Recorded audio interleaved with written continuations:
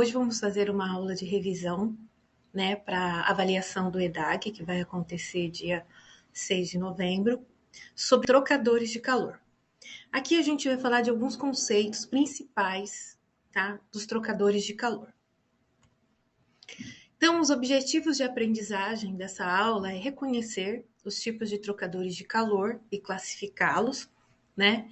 E compreender as incrustações que ocorrem nas superfícies dos trocadores de calor, né? E o que acontece, né, com essas incrustações no desempenho dos trocadores de calor e também como, né, determinar o coeficiente global de transferência de calor, que é um dos parâmetros principais, né, para se dimensionar um trocador de calor, né? Então, primeiramente, o que são os trocadores de calor, né? Os trocadores de calor são dispositivos, né, utilizados para realizar processos de troca térmica entre dois fluidos ou mais em diferentes temperaturas, né? E eles evitam a mistura de um com o outro, apesar que a gente tem alguns trocadores de calor que essa mistura ocorre, tá? Esses processos, né, os trocadores de calor, são comuns em muitas aplicações de engenharia. Então, nós temos vários tipos de trocadores de calor, né? Então, quando a gente quer lá um processo onde ocorre uma troca térmica, a gente tem os trocadores de calor. Na nossa casa, né, nós temos trocadores de calor, como a nossa geladeira, ar-condicionado, são trocadores de calor, certo? Então, eles são, né, muito utilizados tanto na engenharia como, né, no nosso cotidiano. Nós podemos utilizar trocadores de calor tanto para aquecer, tanto para resfriar. Então, tanto para aquecimento, tanto para resfriamento, né? No condicionamento de ar, produção de energia, né? O que a gente tem muito na indústria, a recuperação de calor e no processo químico, né? A gente sabe que a transferência de calor em um trocador de calor, né, ela envolve o processo de convecção em cada fluido, né, porque nós temos dois fluidos trocando calor com superfícies, então nós temos o processo de convecção e também a condução através das paredes que vai separar esses dois fluidos. Então nós temos tanto convecção nos dois fluidos quanto a condução na parede, certo? Num trocador de calor, é sempre conveniente, né, a gente trabalhar com o coeficiente global de transferência de calor, o nosso parâmetro U, que ele vai representar todos esses efeitos sobre a transferência de calor. Quais efeitos? A convecção nos dois fluidos e também a condução, né? É claro que aqui nós ainda não estamos falando de incrustação, mas também a gente, nesse coeficiente global, a gente também prevê já as incrustações. Então, como são classificados os trocadores de calor? Geralmente, os trocadores de calor, eles são classificados pelo arranjo do escoamento, no qual esse arranjo do escoamento ele pode ser escoamento paralelo, escoamento contracorrente ou um escoamento cruzado, né? Mas também podem ser classificados quanto ao seu tipo construtivo, ou seja, tubo duplo, trocadores de calor compactos, casco e tubo, placas, tubos aletados, etc. Vocês sabem que em trocadores de calor eles têm diversos nomes aí na indústria em si, né? Então, eles podem ser classificados tanto pelo arranjo do escoamento, tanto pelo tipo construtivo. Ok. Então, vamos falar um pouquinho sobre o trocador de calor de tubo duplo, muito utilizado na indústria, né? A gente sabe que é o tipo mais simples de trocador de calor, porque são somente dois tubos concêntricos, um tubo dentro do outro, no qual um fluido passa dentro do tubo menor e o outro fluido passa entre os dois tubos, né? Um fluido quente e um fluido frio.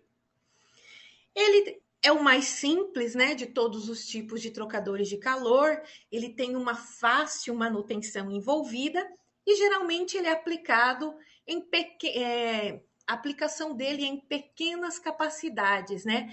Ele, quando eu preciso de uma alta taxa de transferência de calor, ele não seria um trocador de calor tão apropriado, né? Esse trocador de calor, ele pode ter dois tipos de arranjo de escoamento, certo? O arranjo de escoamento para esse trocador de calor pode ser um escoamento em paralelo, né? No qual os fluidos quente e frio entram no trocador de calor na mesma extremidade e avançam na mesma direção. Então, quando a gente olha para o trocador de calor de tubo duplo, a gente vê que tanto o fluido quente quanto o fluido frio, eles entram, né, na mesma extremidade e avançam na mesma direção. Então, aqui a gente tem um gráfico, né, que a gente tem a distância, né, ou a área de troca de calor versus a temperatura. Então, claro que o fluido frio entra com uma menor temperatura, o fluido quente com uma maior, e aí eles vão trocando calor entre si, até que vai chegando lá no finalzinho da área de troca de calor, os dois fluidos já estão praticamente à mesma temperatura, né? E uma observação importante: a temperatura do fluido frio, tá? Nunca pode ser superior à temperatura final do fluido quente, certo? Então, a temperatura do fluido frio, ela nunca vai poder cruzar aqui com o fluido quente e ela ser maior que o fluido quente. Isso seria impossível, tá? Mas o que a gente percebe é que chega a um certo ponto, a uma certa área do trocador de calor, que os fluidos já estão praticamente quase à mesma temperatura. Então, ele não teria uma troca tão eficiente assim, tá? Agora, num escoamento contracorrente, né? Tanto o fluido quente quanto o fluido frio, eles entram em lados opostos, né? A gente vê aqui que o fluido quente está entrando nessa extremidade e o fluido frio está entrando nessa extremidade, ou seja, eles estão contra corrente. Então, quando a gente analisa o mesmo gráfico entre a distância ou a área de troca de calor versus temperatura, o que a gente percebe? Uma diferença de temperatura na entrada e também na saída do trocador de calor. Então, o escoamento contracorrente é um escoamento mais eficiente. Por quê? Porque mesmo lá na saída do trocador de calor, né, os dois fluidos ainda têm uma diferença de temperatura bem significativa. Ou seja, eles têm uma taxa de transferência de calor mais eficiente do que um escoamento em paralelo, no qual quase quando eu chego lá no final do trocador de calor, essa troca já não é tão significativa assim, devido aos dois fluidos estarem praticamente quase na mesma temperatura. Então, por isso que o escoamento contracorrente é preferível, certo? Ok, falamos um pouco do trocador de calor de tubo duplo, agora nós vamos falar de um outro tipo de trocador de calor, né? Também muito utilizado na indústria, né? Que é o trocador de calor compacto, né? O nome já diz, né? Porque já são trocadores de calor que já são projetados para permitir uma grande superfície de troca térmica por unidade de volume, né? Então, nós temos ali uma grande área de troca de calor entre a superfície e o fluido, mas num volume menor, certo? Então, nós temos o que a gente chama de densidade de área, esse beta, né? Então, um trocador de calor, para ser classificado como compacto, esse beta, essa densidade de área, ela tem que ser maior que 700 metros quadrados por metro cúbico. Aí sim, ele pode ser classificado como um trocador de calor compacto. Um exemplo aí do nosso cotidiano é o radiador de carro, né? Os radiadores de carro, eles têm aproximadamente um beta de 1.000 metros quadrados por metro cúbico. E assim eles são classificados como trocadores compactos. Né? Então, um trocador compacto, ele permite uma grande superfície de contato, né? Mas essa densidade de área, ela precisa ser menor que 700 metros quadrados por metro cúbico. Ou seja, o beta seria a superfície de transferência de calor sobre o volume do equipamento. Um outro exemplo aí de um trocador de calor considerado compacto, né, é um ar-condicionado residencial, né? Ele também é um trocador de calor classificado como compacto, né? E aí, né, para a gente conseguir num trocador de calor compacto uma grande superfície, né, para ter uma boa troca de calor, essa grande superfície ela é sempre obtida utilizando o quê? Chapas finas ou aletas onduladas, extremamente espaçadas, que vão separar as paredes dos dois fluidos ali que estão trocando calor entre si, né? São usadas em trocadores de calor gás-gás, gás líquido ou líquido-gás, né? No qual os dois fluidos podem ser gases, ou gás um líquido, ou um líquido gás. Mas a gente sempre, né, para compensar o baixo coeficiente de transferência de calor associado ao escoamento de gás, né? Então a gente coloca ele sempre voltado com a maior para a maior superfície. Que a gente tem que lembrar que os líquidos, né, a gente sempre consegue usar gás, os maiores coeficientes de transferência de calor por convecção com os líquidos, né? Os gases, os H são muito mais baixos. Então, para a gente compensar esse baixo coeficiente do gás, a gente sempre coloca, né, num trocador de calor, o gás do lado aonde eu tenho o maior contato com área de superfície. Então, num radiador de um carro, né, que é um trocador de calor compacto, água, ar, né, então, ou seja, gás líquido, as aletas, né, elas são sempre fixadas na superfície dos tubos no lado do ar. Porque o que são as aletas? As aletas são o quê? As superfícies estendidas. É onde o fluido vai ter o maior contato com a área possível. Então, por isso que o gás é colocado do lado dessas aletas. E aí, né, os trocadores de calor compacto, né, os dois fluidos ali circulam perpendicular um ao outro. Então, nós temos, né, o que a gente chama de escoamento cruzado, né? Então, o arranjo de escoamento para esses trocadores de calor é o escoamento cruzado. O escoamento cruzado, ele ainda pode ser classificado em sem mistura e com mistura, tá? Então, o que seria um escoamento cruzado sem mistura? Então, a gente vê que nesse trocador de calor aqui compacto, né, as placas, que são as nossas aletas, elas forçam o escoamento, né, através desse determinado espaço entre elas, ou seja, elas estão direcionando o escoamento.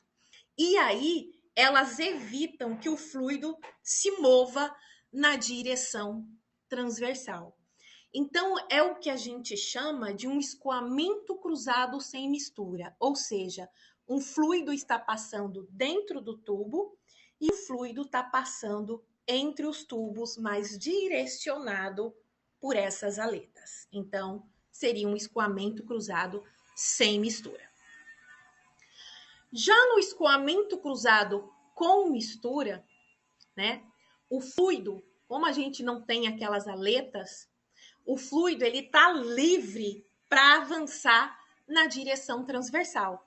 Então, eu tenho um fluido passando dentro do tubo e um fluido passando com mistura. Os dois fluidos, eles não se misturam entre si, né? Porque o fluido do lado de fora, ele não está direcionado por aletas. Então, a gente diz que é um escoamento cruzado com mistura. Então, no radiador de um carro, ambos os fluidos são não misturados. Então, eu tenho um fluido, dois fluidos que não se misturam, ou seja, é o primeiro tipo de trocador de calor compacto, né? Só que essa presença de mistura no fluido, ela pode ter um efeito bem significativo nas características de transferência de calor de um trocador de calor. Então, essa presença de mistura pode ajudar na transferência de calor. Outro tipo de trocador de calor, um dos mais utilizados, que é o tipo mais comum em aplicações industriais, em grandes aplicações industriais, é o famoso trocador de calor casco e tubo, né? Um velho conhecido da gente, né? Esse trocador de calor casco e tubo, né? Ele pode operar em um extenso domínio de pressões e temperaturas, né? E também a sua facilidade de fabricação e um custo relativamente baixo é a principal razão para o seu emprego aí disseminado nas aplicações de engenharia. Então, o que a gente vai ver muito aí na indústria, em grandes aplicações industriais, é esse tipo de trocador de calor, de casco e tubo, né? O trocador de calor de casco e tubo, ele é um grande tubo, né? E dentro dele tem vários centenas de tubinhos, né? Que são ali acondicionados em um casco, né? No respectivo eixo paralelo ao casco, né? A transferência de calor ocorre um fluido escoando dentro dos tubinhos e um outro fluido escoando entre os tubinhos, ou seja, através do casco. Né? Geralmente são colocadas chicanas ou aletas no casco, né, para forçar o fluido do lado do casco a escoar através dele, e isso ajuda na transferência de calor, isso aumenta a transferência de calor e também mantém a uniformidade do espaçamento entre os tubos. A utilização dessas chicanas, dessas aletas, aumenta a área de troca de calor e aumenta a turbulência no fluido que passa pelo casco, o que isso é muito bom para eu ganhar em transferência de calor, em troca de calor. Só que esse tipo de trocador de calor não é adequado, né, para aplicações automotivas e para aplicações aeronáuticas. Por quê? Por causa do seu tamanho e de seu peso, que são relativamente grandes. Então, nessas indústrias, né, na indústria automotiva e na indústria aeronáutica, já são utilizados os trocadores de calor compactos, onde eu tenho uma maior área de troca com um menor volume, ou seja, também um menor peso. Os trocadores de calor, eles são classificados de acordo com o número de passes envolvidos no casco e no tubo, né? Então, a gente tem os chamados trocadores de calor de um passe no casco e dois passes no tubo, né? É a configuração de passes múltiplos, né? E esses passes múltiplos, para que elas são empregadas? Para justamente intensificar a troca térmica, tá? Aí nós temos também um trocador de calor casco e tubo com dois passes no casco e um, dois, três, quatro passes de tubos, né? Ou também podemos ter três passes no casco e um, dois, três, quatro, cinco, seis passes de tubos. Então, os trocadores de calor casco e tubo, eles são classificados dependendo do seu número de passes no casco e nos tubos. Tá? Um outro trocador de calor também muito utilizado na indústria são trocadores de calor de placas, né? Que a gente chama trocador de calor de placa e quadro, que ele consiste, na verdade, em várias placas planas corrugadas com a passagem do escoamento entre elas, né? Uma vantagem desse trocador de calor também é que você pode ajustar o seu tamanho, você pode aumentar o número de placas para o quê? Aumentar a taxa de transferência de calor. Então, não sei, quando ele foi dimensionado com X placas para atender a uma taxa de transferência de calor. com o tempo, você quer aumentar essa taxa de calor, ele te dá a opção de você aumentar o número de placas utilizadas nesse trocador, o que isso não seria possível num trocador de calor casco e tubo, tá?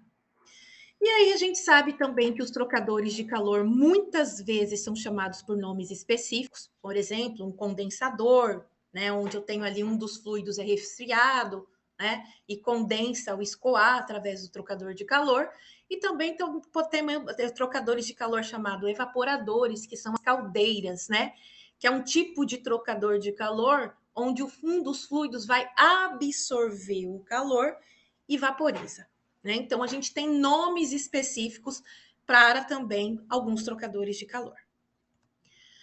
E aí, um parâmetro principal e também impreciso que nós temos quando a gente vai dimensionar um trocador de calor é justamente o coeficiente global de transferência de calor, que é uma etapa essencial, porém imprecisa. Quando a gente vai determinar o coeficiente global de transferência de calor. Por que imprecisa? Porque nós dependemos dos coeficientes de transferência de calor por convecção, os Hs. E a gente sabe que o H é um parâmetro empírico que depende de N variáveis do processo, que depende tanto do fluido quanto da superfície no qual ele está trocando o calor. E aí nós temos as imprecisões, né, desses Hs e, consequentemente, impacta no coeficiente global, né? Esse coeficiente, ele é definido em função da resistência térmica total, né, na transferência de calor entre os dois fluidos, né? A gente tem aqui, né, um exemplo de um trocador de calor. A gente tem um fluido quente trocando calor com a superfície interna desse tubo por convecção. Então, o calor vem por convecção, na parede do tubo por condução, e o outro fluido entre esses tubos vem por convecção. Então, nós temos uma resistência total de uma convecção, uma resistência de parede e uma resistência de convecção. Então, nós temos aí a nossa resistência de parede, né? Nossa resistência cilíndrica, que é a resistência de condução que está acontecendo na parede do tubo interno. E aí temos a nossa resistência total, que seria a convecção interna, a condução e a convecção externa. E aí, né, é um dos parâmetros principais para a gente determinar esse coeficiente, né, esse coeficiente global.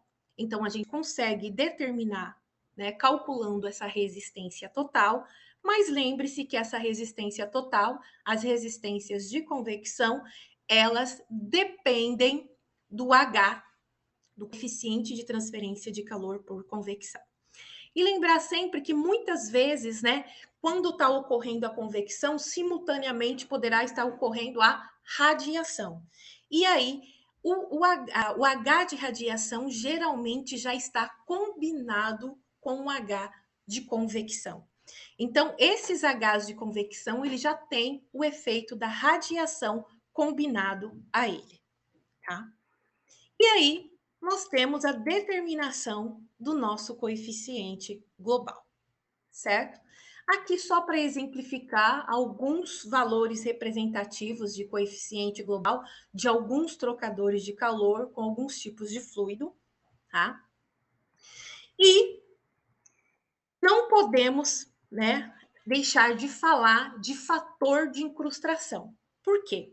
A gente sabe que o fator de incrustação, né, o que vai acontecendo com o tempo de uso do trocador de calor, né? O desempenho do trocador de calor, ele vai se deteriorando com o passar do tempo lá, né? Por quê?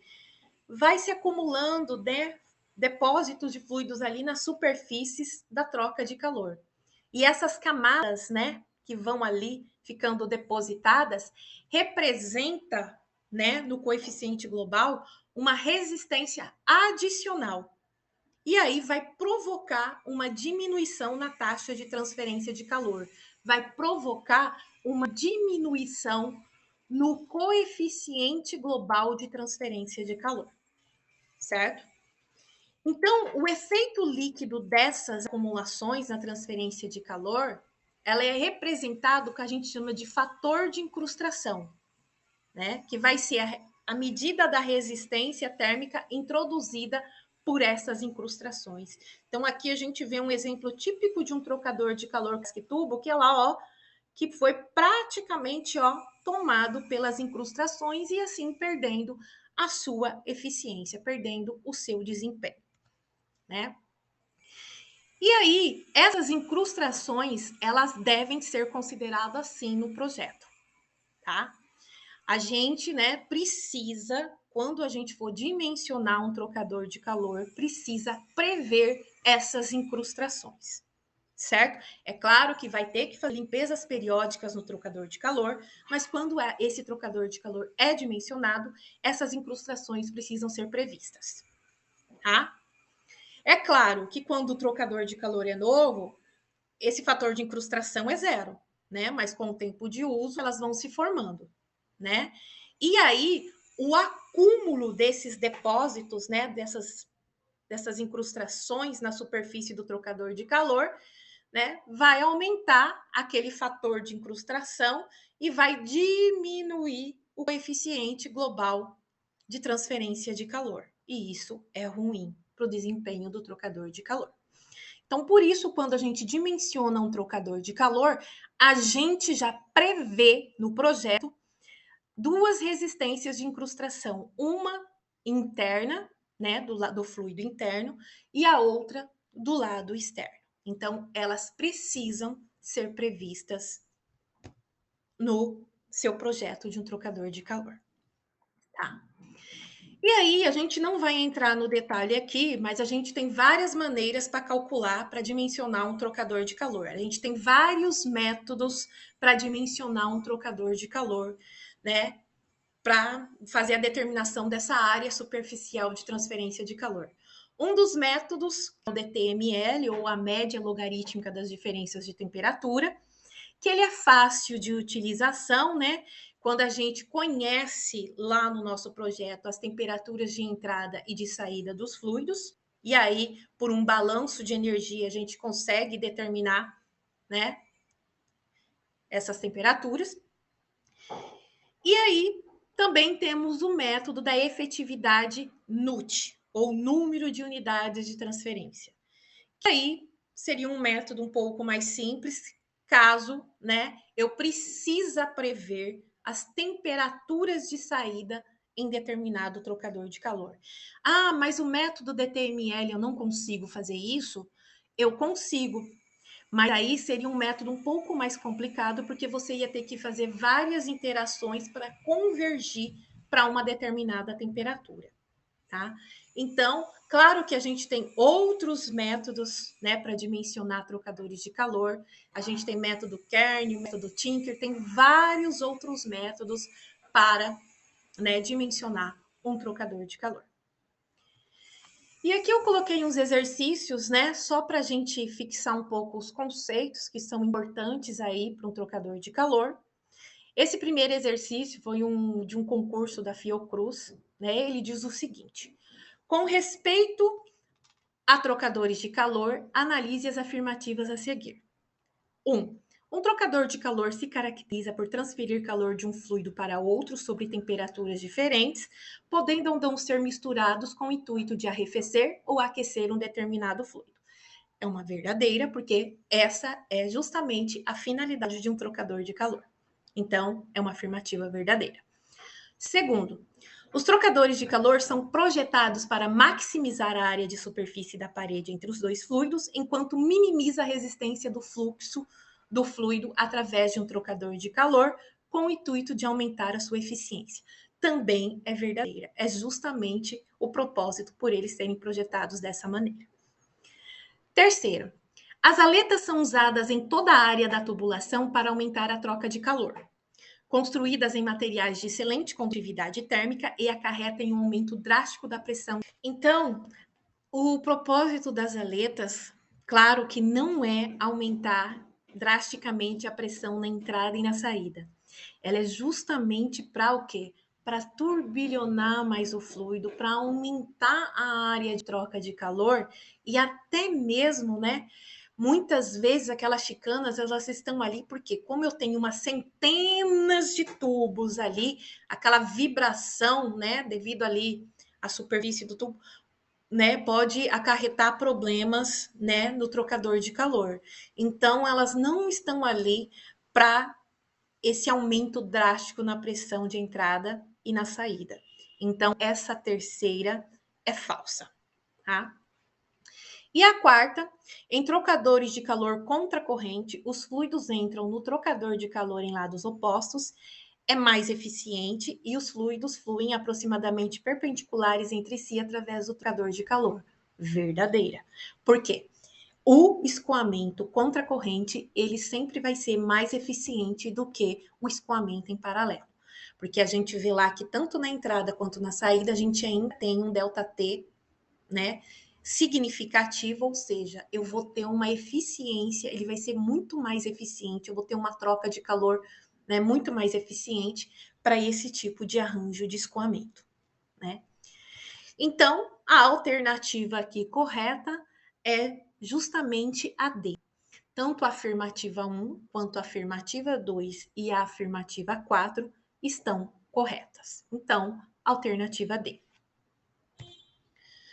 O segundo também é de um concurso da Petrobras para engenheiro de processamento júnior, tá? E ele diz o seguinte: em uma refinaria de petróleo, a bateria de pré-aquecimento é formada por um conjunto de trocadores de calor que permite a utilização do calor disponível em correntes de processo para o pré-aquecimento do óleo, que será refinado.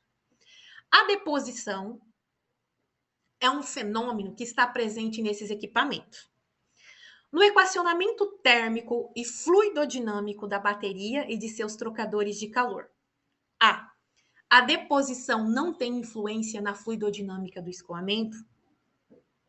A gente sabe que essa alternativa está incorreta. Por quê? A deposição ali de partículas vai sim ter uma forte influência na fluidodinâmica do escoamento, porque vai aumentar drasticamente a perda de carga do escoamento. Então, essa está incorreta. B. As resistências térmicas de depósito contribuem para o aumento do valor do coeficiente global? A gente vê justamente o contrário, que as resistências térmicas, né, de deposição que a gente precisa considerar, né, tanto do lado interno quanto do lado externo, elas vão fazer o quê? Elas vão acarretar numa diminuição do valor do coeficiente global do nosso U. Então, a gente vai perceber o seguinte, que lá, ó, quando vai sendo depositada aquelas partículas, o seu trocador de calor vai perdendo eficiência, por quê? Porque o seu coeficiente global U está diminuindo. Então, essa está incorreta. C. As resistências térmicas de depósito são tipicamente relacionadas à espessura média dos depósitos e à área sobre qual a formação do depósito. Está correta. A gente vê que as resistências térmicas de depósito, a gente vai considerar nas áreas onde está se acumulando esses depósitos. E claro que vai aumentar ali, ó, elas estão diretamente relacionadas com a espessura média desses depósitos aí que vão se formando sobre a superfície. Então, essa é uma alternativa correta. D. As resistências de depósito não precisam ser consideradas na etapa de projeto, visto que quando o equipamento inicia a operação e está limpo, a gente viu justamente o contrário, que elas precisam ser consideradas na etapa do projeto. Então, está incorreta. E aí, as resistências de depósito podem ser desprezadas quando são da mesma ordem de grandeza das resistências convectivas? Errado, né? Elas só podem ser desprezadas, essas resistências de depósito, se elas forem menores que as resistências convectivas. Então, é uma alternativa incorreta, certo? Elas não podem ser desprezadas quando estão na mesma ordem de grandeza das resistências convectivas. Então, nessa questão, a alternativa correta seria a C. E para a gente fechar, né, uma terceira questão, também de um concurso da Petrobras. Nos trocadores de calor do tipo casco e tubo, há uma separação dos fluidos que trocam calor entre si, sem se misturarem, que eles estão lá separados por paredes sólidas ali das tubulações. A construção se baseia num feixe de tubo inseridos no interior de um casco, onde um fluido corre pela parte interna dos tubos e o outro pela parte externa. Ok. Então, um fluido está dentro dos tubinhos e o outro fluido está entre os tubinhos, ou seja, está do lado do casco. O uso de um feixe de tubos. Lembra que esse feixe pode ter centenas de tubos, né? O uso de um feixe de tubos, ao invés de um tubo único, visa diminuir a área de contato entre os fluidos para melhorar a eficiência. Incorreta, porque o feixe de tubos está justamente para fazer o contrário, né? B. Aumentar a constante de condutividade térmica do material que separa os fluidos. Claro que isso não existe, né? Eles não estão, aquele feixe de tubos não está ali para aumentar a constante de condutividade térmica do material que vai separar esses fluidos. Isso também está errado. C. Aumentar a diferença de temperatura entre os fluidos de modo a melhorar o fluxo de calor. Esse feixe de tubos não está ali também para essa finalidade. Ele não tem a finalidade para aumentar a diferença de temperatura entre o fluido de dentro e o fluido de fora. Então, também está errada. D. Aumentar a área de contato entre os fluidos de modo a melhorar o fluxo de calor. Essa sim está correta, que é justamente o papel do uso do feixe de tubos, né? Que quanto mais tubos a gente tiver ali naquele feixe, mais área de contato para o fluido tem, e com isso a gente aumenta a taxa de transferência de calor e também melhora o fluxo de calor. Então, é justamente essa é a finalidade de um uso de feixe de tubos, ok? Essas foram as referências utilizadas para essa aula, né? E agradeço a todos, né? E desejo a todos uma boa avaliação no dia 6 de novembro. Tá? Aqui, claro que foi uma aula rápida para falar de alguns conceitos principais que envolvem os trocadores de calor. A gente não era o propósito para dimensionar termicamente um trocador de calor, mas sim vocês verem alguns conceitos principais desses trocadores de calor. Tchau,